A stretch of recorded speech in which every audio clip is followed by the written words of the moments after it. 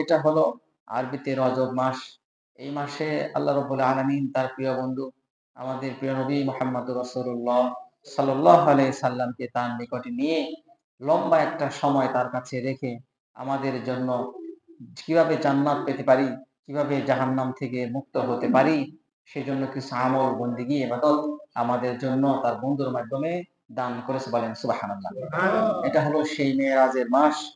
সেই মেরাজের মাসে যে আল্লাহ রাব্বুল আলামিন আমাদেরকে নবীর মাধ্যমে তার ইবাদত সবকিছু দান করেছেন।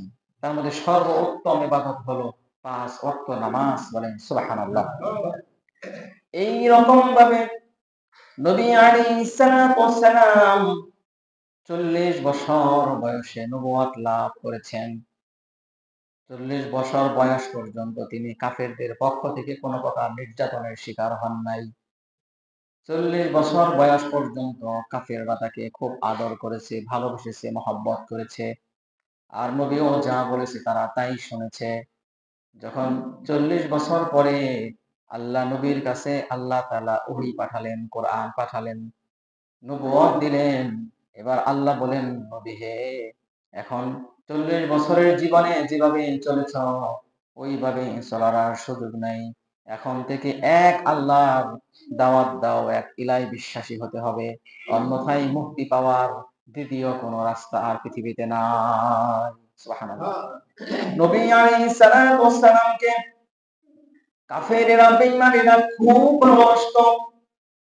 যদি কাফের গোষ্ঠীর ভিতরে ঝগড়াঝাটি হতো, তাহলে এই ঝগড়াটা যদি ওই এলাকার মাতবরেরা, ওই এলাকার যারা নেতা খেতা ছিল, যদি তারা মিটাইতে না পারতো, সর্বশেষ আমাদের নবীর কাছে তারা আসতো, বলতো, মুহাম্মদ, আমরা জানি পৃথিবীর সকলেও যদি মিথ্যা বলে, তোমার দ্বারা মিথ্যা বলা সম্ভব না, বিশ্বাস করিও না।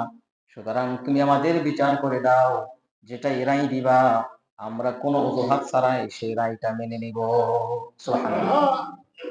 শুধু তাই নয়, কাবাঘর যখন নির্মাণ করতেছিলেন, কাবাঘরের নির্মাণ করতে করতে এক পর্যায়ে একটা কোনায় একটা পাথর লাগাবে, একটা পাথরই লাগানো বাকি আছে। এখন এই একটা পাথর লাগাতে গিয়া ইহুদি মুশরিকরা তারা যুদ্ধ শুরু করেছে, ঝগড়া শুরু করে দিয়েছে। কেন? তারা বলতেছে যে এটা হলো কাবাঘরের শেষ পাথর, এটা আমাদের বংশের লোক এই পাথরটা লাগাবে। আরেকজন বলতেছে না, এটা আমার বংশের লোক লাগাবে। এইভাবে চারদিক থেকে যখন বিভিন্ন গোত্র, বিভিন্ন বংশের লোকেরা এসে বলতেছে না, এটা আমরা লাগাবো, আমরা লাগাবো, এই নিয়ে একটা বিশাল ঝগড়া শুরু হয়ে গেছে, কোনো সমাধান নাই। তখনও মুহাম্মদ সাল্লাল্লাহু আলাইহি ওয়াসাল্লামের পর নবুয়ত আসে নাই, নবী তিনি, তার কাছে নবুয়তের ওহী আসে নাই, দ্বীনের দাওয়াত তিনি এখনো শুরু করেন নাই। ওই সময়ও কাফিরেরা শেষমেশ বুদ্ধি করলো, এর সমাধান একমাত্র মুহাম্মদ ছাড়া আর কেউ দিতে পারে না। সুবহানাল্লাহ। তো তারা সমস্ত কাফের মুশরিকেরা আমাদের প্রিয় নবী সাল্লাল্লাহু আলাইহি সাল্লামের নিকট গেলেন, বলেন, মুহাম্মদ, একটা সমাধান দিয়ে দাও, এই পাথরটা কোন গোষ্ঠীর লোকেরা লাগাবে? কারণ সকলেই কাবাঘরকে সম্মান করে, তারা এটাও মনে করে যারা এই কাবাঘরের পাথর লাগায় তারা সম্মানিত মানুষ। তো আজকে এই শেষ পাথরটা লাগাতে গিয়ে আমরা যুদ্ধ শুরু করেছি, কার আগে কে ধরবে, কে লাগাবে, তুমি একটা সমাধান দিয়ে দাও।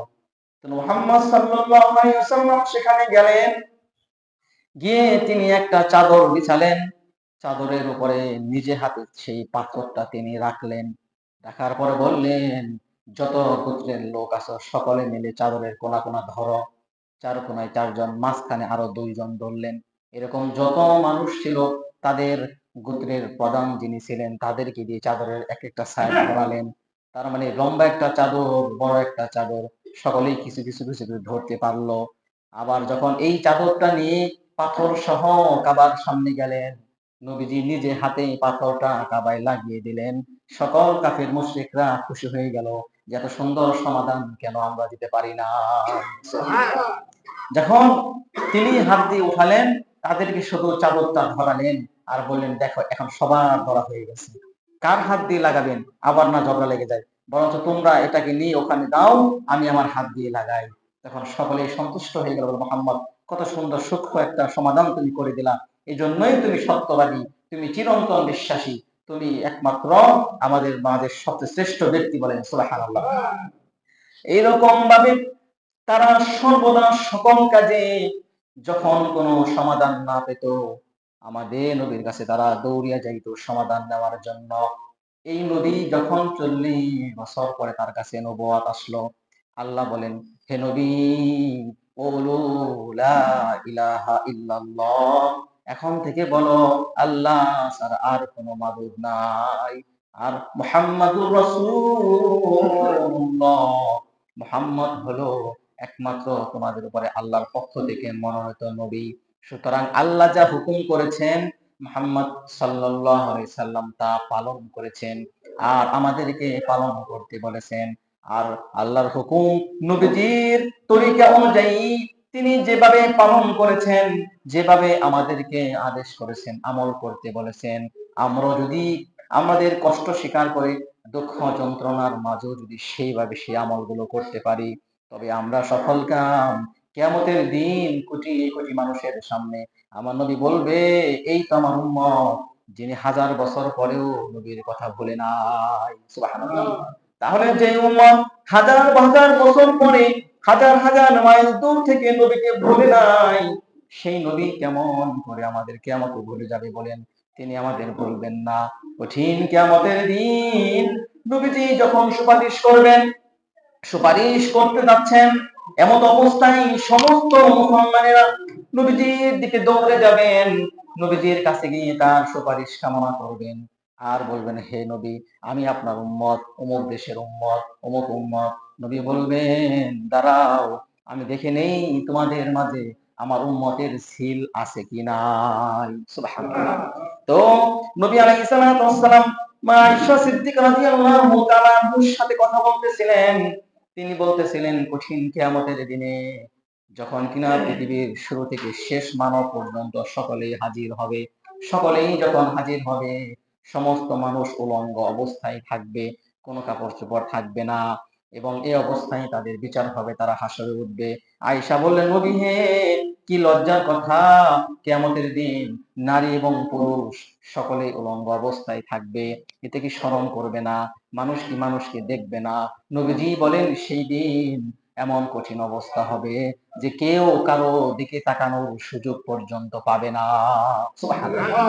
তারা ভয়ে কম্পিত হয়ে থাকবে, এমন ভয় তাদেরকে ঘিরে ধরবে, এমন ভীতি তাদের অন্তরে, তারা শুধু এক আরশের দিকেই তাকিয়ে থাকবে। নিজ দিয়ে কি হয়ে যাচ্ছে, কে পাশ দিয়ে কে যাচ্ছে, কেউ দেখবে না, কেউ চাইবেও না। শুধু করেই শুধু বলবে, ইয়া নাফসি, হায় আজকে আমার কি হবে, হাই হা তালা আদেরি, হায় আজকে আমার কি হবে। আজকে যদি আল্লাহর পক্ষ থেকে শাস্তির ঘোষণা আসে, তাহলে আর বাঁচার উপায় নাই, আর মুক্তির কোনো পথ নাই। তাহলে সেই মায়ার নবী, দয়ার নবী সাল্লাল্লাহু আলাইহি ওয়াসাল্লাম এসেছিলেন আমাদেরকে এই দুনিয়ার সমস্ত গুনাহ থেকে বাঁচিয়ে কিভাবে জান্নাতের পথ অনুসরণ করায়া, জাহান্নাম থেকে বাঁচায়া, আল্লাহর হুকুম মানিয়া কবরে যেতে পারি। এই নবী যখন 40 বছর বয়স পর্যন্ত মানুষের মাঝে বিরাজ করতেছিলেন, সকলেই তাকে মাথার উপর রাখতেন, আল আমিন বলে ডাকতেন, ভালোবেসে মহব্বত করে মোহাম্মদ বলে ডাকতেন, যা বলতেন তাই শুনতেন। যখনই 40 বছর পরে আল্লাহ বলেন, কুলু লা ইলাহা ইল্লাল্লাহ, নবী হে বলে দেন, এখন থেকে আর আল্লাহ ছাড়া আর দাসত্ব কারো করা যাবে না, আল্লাহ ছাড়া কারো হুকুম পালন করা যাবে না, নবীর আদেশ মানতে হবে, আল্লাহর আদেশ মানতে হবে, আল্লাহ যা বলেছেন মানতে হবে। যখনই নবী সাল্লাল্লাহু আলাইহি সাল্লাম এই ঘোষণা কাফেরদের মাঝে দিবেন, তার আগে তিনি মক্কার কুবাইস পাহাড়ে উঠলেন, একটা পাহাড়ের উপরে তিনি উঠলেন। মক্কা ওই সময় সিস্টেম ছিল, কোন গুরুত্বপূর্ণ খবর থাকলে পাহাড়ের উপর উঠা লাল পতাকা নাড়াতেন, সকলেই বুঝতেন জরুরি খবর আছে, সব দৌড়িয়া পাহাড়ে চলে যাইতেন, পাহাড়ের নিকটে যাইতেন। নবীজিও যখন তার কাছে ঘোষণা আসলো আল্লাহর পক্ষ থেকে, নবীজি পাহাড়ে উঠলেন, পতাকা উড়ালেন, মক্কার ছোট বড় সকলেই পাহাড়ের নিচে গিয়ে দাঁড়ালেন, আর বললেন, মুহাম্মদ কি এমন গুরুত্বপূর্ণ খবর দিবে, যে খবরটা পৃথিবীর সবচাইতে গুরুত্বপূর্ণ খবর। সুবহানাল্লাহ। তো মুহাম্মদ সাল্লাল্লাহু আলাইহি সাল্লাম পাহাড়ে উঠলেন, মক্কার অলিগলি থেকে সমস্ত মানুষ পাহাড়ের নিচে চলে আসলেন। আসার পর বলে, মুহাম্মদ বলো কি সংবাদ? নবী বলতেছে, আমি যদি বলি পাহাড়ের ওই পাশে সুসজ্জিত হাজার হাজার কাফেররা দাঁড়িয়ে আছে যারা তোমাদের কতল করবে, তোমরা কি বিশ্বাস করবা? মক্কার সকল কাফেররা বলো, মুহাম্মদ তুমি যদি বলো বিশ্বাস করব। আমরা একবার পরীক্ষা করার জন্য পাহাড়ে ওই পাশে যাব না, কারণ আমরা জানি পৃথিবীর সকলে মিথ্যা বললেও তুমি মিথ্যা বলতে পারো না। সুবহানাল্লাহ। তো মুহাম্মদ বলতেছে, প্রিয় বন্ধুগণ আমার, আমি যেটা আপনাদেরকে বলতে চাই সেটা হলো এই, যে এতদিন পর্যন্ত তোমরা যে যার মতো যেখানে খুশি সেখানে তোমরা ইবাদত বন্দেগী করেছো, যা খুশি তাই তোমরা করেছো, এটা আর করা যাবে না। সৃষ্টি যার, ইবাদত তার হবে। যিনি আমাদের সৃষ্টি করেছেন, ইবাদত একমাত্র তারই হবে। তিনি আমাদের পালেন, তিনি আমাদের বাঁচান, তিনি আমাদের মারেন, বাঁচিয়ে রাখতেছেন, তার হুকুমে সারা পৃথিবী চলতেছে। সুতরাং তার হুকুম ইবাদত তোমাদের পালন করতে হবে। সুতরাং তোমরা বলো, বলো লা ইলাহা ইল্লাল্লাহ। সকলেই বলো, আল্লাহ ছাড়া কোনো মাবুদ নাই, মুহাম্মাদুর রাসূলুল্লাহ। মুহাম্মদ সাল্লাল্লাহু আলাইহি সাল্লাম আল্লাহর প্রেরিত রাসূল। তিনি যা নিয়ে এসেছেন সব সত্য বাণী। এই বাণীগুলো যারাই মানবে তারা দুনিয়াতেও সফল কাম, আখিরাতেও সফল কাম। সুবহানাল্লাহ। তো দেখেন, 40 বছর বয়স পর্যন্ত যেই নবী ছিলেন তাদের মাথার মণি, মাথার মুকুট, যখন তিনি তাদেরকে আল্লাহর দিকে দাওয়াত দিলেন, আল্লাহর হুকুম পালন করার কথা বললেন, সর্বপ্রথম তাকে পাথর মেরেছে কে? তার আপন চাচা। তার আপন চাচা। অন্যান্য পাথর উঠিয়েছে, আর তিনি হাতি নিয়ে সরাসরি নবীজির মাথায় মেরে দিয়েছে। নবীজির মাথা রক্তাক্ত হয়ে গেছে। রক্তাক্ত অবস্থায় তিনি পাহাড়ের গুহায় চলে গেছেন। সেখানে বসে বসে কাঁদতেছে আর বলতেছে, হায় আমার মা নাই, আমার বাবা নাই। আজকে যদি আমার মা জমিনে থাকতো তাহলে আমার মা এসে আমাকে সান্ত্বনা দিত। আমার বাবা যদি দুনিয়া জমিনে থাকতো, আমার বাবা এসে আমাকে সান্ত্বনা দিত। হায় আমার মা নাই, আমার বাবা নাই। আজকে আমি যাদের কাছে দিনের দাওয়াত দেই তারা আমাকে বিশ্বাস করে না, বরং তারা আমার উপর নির্যাতন করে, নিপীড়ন চালায়। এরকম ভাবে নবী আলাইহিস সালাম আবু জেহেলের কাছে গেছে। যেহেতু আবু জেহেল মক্কার নেতা, তার কাছে গিয়ে বলছে, আবু জেহেল তুমি তো আমাকে মাথায় করে নিয়ে হেঁটেছো, কাঁধে করে নিয়ে হেঁটেছো, আমাকে বিশ্বাস করেছো, ভালোবেসেছো, যা বলেছি তাই তোমরা শুনেছো, মেনেছো। আজকে কেন শোনো না? আমি এটাও মিথ্যা বলছি না। তুমি বলো লা ইলাহা ইল্লাল্লাহ। আবু জেহেল তার কথা শুনলেন। শুধু শোনার পরে তার কথা তিনি মানলেন না। তাকে তিনি আঘাত করলেন, তার মাথায় আঘাত করলেন, তার শরীরে আঘাত করলেন। তিনি দৌড়ে আবার কার কাছে তার দুঃখের কথা বলবেন, কার কাছে তার কষ্টের কথা বলবেন? কেউ নাই, তার আপন কেউ যারা আছে সকলেই সারা সারা অবস্থা। কারণ মক্কার কঠিন অবস্থায় যখন তিনি বিপদে পড়েছেন, তার পাশে কেউ দাঁড়াতে চায় নাই শুরুতে। কারণ যেই তার পাশে দাঁড়িয়েছে তার উপরেই কাফেররা নির্যাতন শুরু করে দিয়েছে। তো নবী আলাইহিস সালাম দৌড়ে আবার দূর দূর পাহাড়ের পাদদেশে চলে গেলেন। কে কাঁদতেছেন? সেখান দিয়ে অনেক মানুষ যাচ্ছে আর বলতেছে, কে রে কাঁদে পাহাড়ের গুহায়? বলছে, আমি মুহাম্মদ। বলে, কেন তুমি কাঁদো? কয়, আমি, আমার মা নাই, আমার বাবা নাই, আমার আপনজন যারা আছে তারা আমার পক্ষে কেউ না, আমি একা হয়ে গেছি। আমি যাদের কাছে এই দিনই দাওয়াত দেই কেউ বিশ্বাস করে না, বরং আমাকে মারধর করে। তখন তার চাচা আমির হামজা রাদিয়াল্লাহু তাআলা আনহু, তখন তিনি ইসলাম গ্রহণ করেন নাই। তিনি শুনলেন যে তার ভাতিজাকে আবু জেহেল মেরেছে। দৌড়িয়ে তার ভাতিজার কাছে গেলেন। বলো, ভাতিজা কেন কাঁদতেছ, কি হয়েছে তোমার? ভাতিজা বলতেছে, ও চাচা, তোমার কাছে বলে কি হবে? তুমিও তো মুশরিক, তুমিও তো ঈমান গ্রহণ করো নাই, তুমিও তো তাদের দলে। আজকে যদি আমার বাবা থাকতো আমার কষ্ট শেষ হইতে পারতো না, আমার মা থাকলে আমার কষ্ট সইতো না। তুমি আমার চাচা হইয়া আমাকে ভুলে গেছো। আবার আবার হামজা বলতেছে, চল, কে তোকে মেরেছে? বলে, আবু জেহেল। তিনি দৌড়িয়ে আবু জেহেলের বাড়িতে গেলেন। গিয়ে তিনি আবু জেহেলকে ডাকলেন। ডাকার পর বললেন, আবু জেহেল কেন তুমি তাকে মেরেছো? ছোট্ট বালক, আমাদের তুলনায় ছোট, তারা বলতেছে আমাদের ভাতিজা, তিনি তো মিথ্যা কোনো দাওয়াত দেয় নাই, দিনের দাওয়াত দিয়েছে, কেন তুমি তাকে মেরেছো? আমির হামজা তার তরবারি দিয়ে আবু জেহেলকে অনেকগুলো আঘাত করে নবী মুহাম্মদের কাছে তিনি ফিরে গেলেন। সুবহানাল্লাহ। তিনি ফিরে যাওয়ার পরে গিয়ে দেখলেন মুহাম্মদ কাঁদতে আছে। বলছো, মুহাম্মদ আর কেঁদো না, আমি তোমার মারার প্রতিশোধ নিয়ে এসেছি। এবার নবী বলতেছে, ও চাচা, আপনি কয়জনের প্রতিশোধ দিবেন? সকলে আমাকে মারতেছে, বলতেছে, কয়জনের উপর আপনি প্রতিশোধ নেবেন? এই প্রতিশোধ নিয়ে তো লাভ হবে না। আমি তো দুনিয়াতে প্রতিশোধ নেওয়ার জন্য আসি নাই। আমি এসেছি মানুষকে মেলানোর জন্য, মানুষকে ভালোবাসতে, মানুষকে আল্লাহর পথ, আল্লাহর মত শিখাতে, চিনাতে। তো আমির হামজা বলতেছে, কান্না থামাও। বলছে, না, কান্না কেন থামাবো? আমার আপনজন বলতে কেউ নাই। আমির হামজা বলতেছে, আমি কি তোমার আপন চাচা? আপন চাচা হলে কি হবে? তুমি তো এখনো কালেমা গ্রহণ করো নাই। আমি তখনই বেশি খুশি হব, কাফেররা যদি আমাকে 1000 বার মারে, আমি অত তখন কষ্ট পাবো না। আমি খুশি হব তখনই, যখন তুমি কালেমা পড়ে মুসলমান হয়ে যাবা। সুবহানাল্লাহ।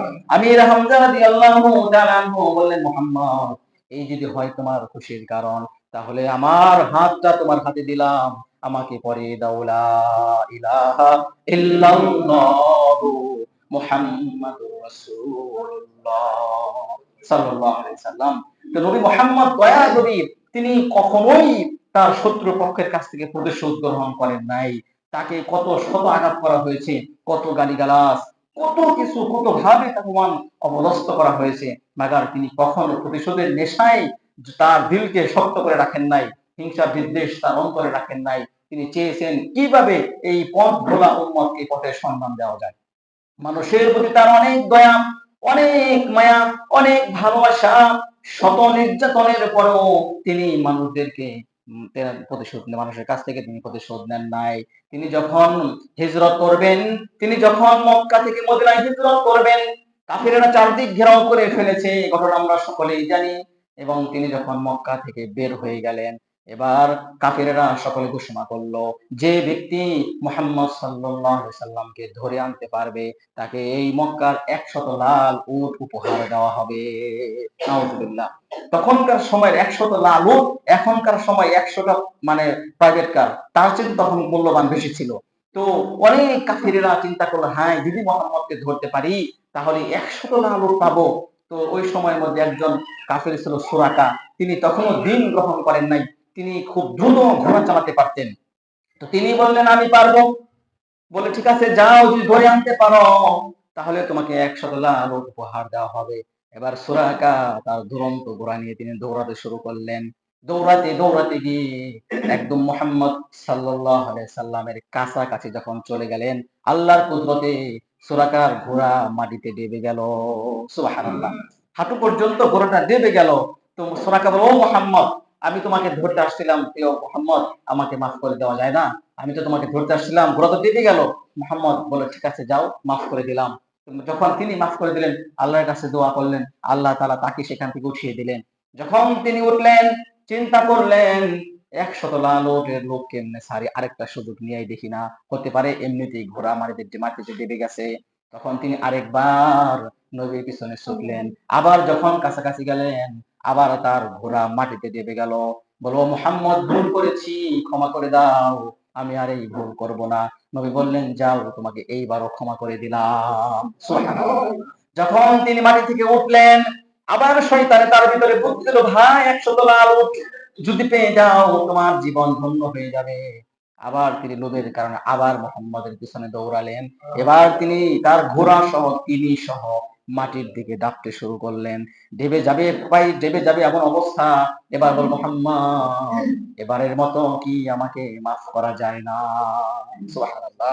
যদি এই অবস্থা আমাদের হইতো, যে আমাদের পিছনে শত্রু আসতেছে আমাকে ধরার জন্য, কিংবা কোনো মানুষ এমনি আসতেছে যে আসলে আমার ক্ষতি হবে, তখন আমরা যদি দেখতাম তিনি মরে যাচ্ছে, আমরা বলতাম, মরে যা, আমার কিছু করার আসে যায় না, কিছু আসে যায় না। কিন্তু মুহাম্মদ তো এসেছিলেন মানুষকে মারার জন্য নয়। তো যখন তিনি ডেবে যাচ্ছিলেন, তো মুহাম্মদ একটা কথা বলল, সুরাকা, এখনো কি তোর মনে হয় না যে আমি হলাম আল্লাহর পক্ষ থেকে নবী? বলেন সুবহানাল্লাহ। সুরাকা বললেন, এবার বিশ্বাস হয়েছে, সত্যি তুমি আল্লাহর নবী। আগে আমাকে এখান থেকে উঠাও না, উঠাও না দয়া করে, আমি তো ডেবে যাচ্ছি। নবী এবারও দয়া করলেন, রহমতের নবী, মায়া নবী, তাকে দয়া করলেন, তার জন্য দোয়া করলেন, আল্লাহ তাআলা তাকে উঠিয়ে দিলেন। এবার সুরাকা দেখেন কাফের কি শয়তান হয়, বলে, মুহাম্মদ, জানি তোমাকে আর ধরতে পারবো না, তাহলে এই যে তোমাকে আমি ধরলাম না, আমাকে কি এর বিনিময়ে কিছু উপহার দিবা না? ও কি ধরতে পারলো না? আর কি বলতেছে যে তোমাকে আমি ধরলাম না, যে আমি তো মক্কায় ফিরে যাব, তখন তো কাফেররা জিজ্ঞাসা করবে কি করলা তুমি, কাছাকাছি গিয়ে ধরলা না, তখন তো আমি বলবো বীরের সাথে যে তাকে আমি ইচ্ছা করে ছেড়ে দিয়েছি। এই কথাটা বলবো, মোহাম্মদ তুমি আমাকে কি কিছু উপহার দাও, আমি যদি তোমাকে ধরলাম না। তো মোহাম্মদ সাল্লাল্লাহু আলাইহি সাল্লাম বললেন, কি দিব, যাও আমি তোমার জন্য পারস্যের রাজার মাথার মুকুট তোমাকে দিলাম, বলে সুবহানাল্লাহ। এবার সুরাকা বলছে, মোহাম্মদ যার চাল নাই চুল নাই, ঘর নাই বাড়ি নাই, যিনি নিজেই যাযাবর, যিনি নিজেই মক্কা থেকে রাতের অন্ধকারে এক দেশ থেকে আরেক দেশে চলে যাচ্ছে, সাথে মাত্র একজন সঙ্গী, ভালো কোনো বাহন নাই, যার কোনো টাকা নাই পয়সা নাই, সে দিয়ে পারস্যের একটা মুকুট। মানে এখন যদি কেউ আপনাকে বলে যে ভাই আপনি এই কাজটা করে দেন, আমি আপনাকে আমেরিকার প্রধানমন্ত্রী বানিয়ে দিব, তাহলে সে কি পাগল ছাড়া কিছু হবে? এটা তো অবিশ্বাস করা সম্ভব, বিশ্বাস করা সম্ভবই না, অবিশ্বাস একটা কাজ। যদি শুধু এটুকুন বলে যে ভাই তুমি আমার এই কাজটা করে দাও, তাহলে তোমাকে আমি বাংলাদেশের প্রধানমন্ত্রী বানিয়ে দেবো, এটাও কি সম্ভব? সম্ভব না। তখন তিনিও হেসে হেসে বলতেছিলেন যে মোহাম্মদ আসলে দিবা না সেটা বলো।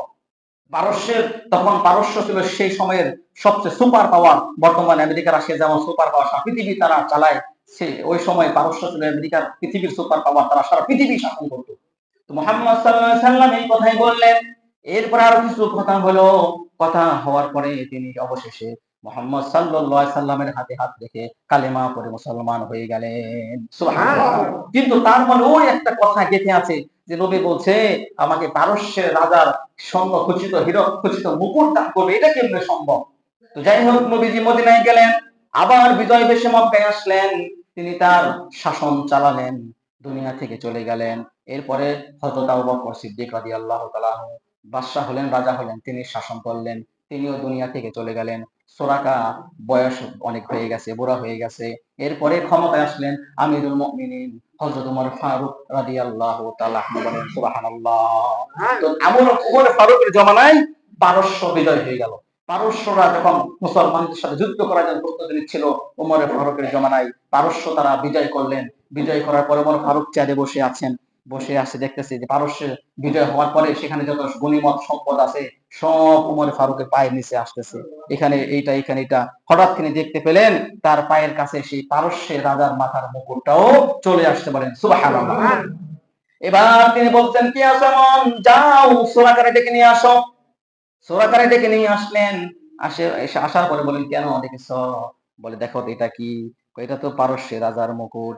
এবার ওমর বললেন, ও সুরাকা, নবীর ওয়াদা কোনদিন মিথ্যা হতে পারে না, নবীজি যা বলেছেন সত্য বলেছেন। তোমাকে তিনি বলেছিলেন না পারস্যের মাথার মুকুট দিবেন, এই নাও মুকুট, আমি নিজে হাতে তোমার মাথায় পরিয়ে দিলাম। সুবহানাল্লাহ। কারণ নবী সাল্লাল্লাহু আলাইহি সাল্লাম যা বলেছেন, যা করেছেন, করতে বলেছেন সবই সত্য। যদি আমরা না মানি আমাদের ধ্বংস নিশ্চিত। এজন্য আসুন আমরা সকলেই প্রিয় আমাদের নবী সাল্লাল্লাহু আলাইহি সাল্লামের তরিকা অনুযায়ী, তার মত পথ তার আদর্শ অনুযায়ী জীবনটাকে চালাই। আমাদের রব আমাদেরকে যে হুকুম করেছেন, নবীর মাধ্যমে যে হুকুম আমাদেরকে করেছেন, আমাদের মানার চেষ্টা করি। আল্লাহ তাআলা আমাদের সকলকে এই কথা, এই কাজের উপরে আমল করার তৌফিক দান করে, বলেন আমিন। আসসালামু আলাইকুম ওয়া রাহমাতুল্লাহ।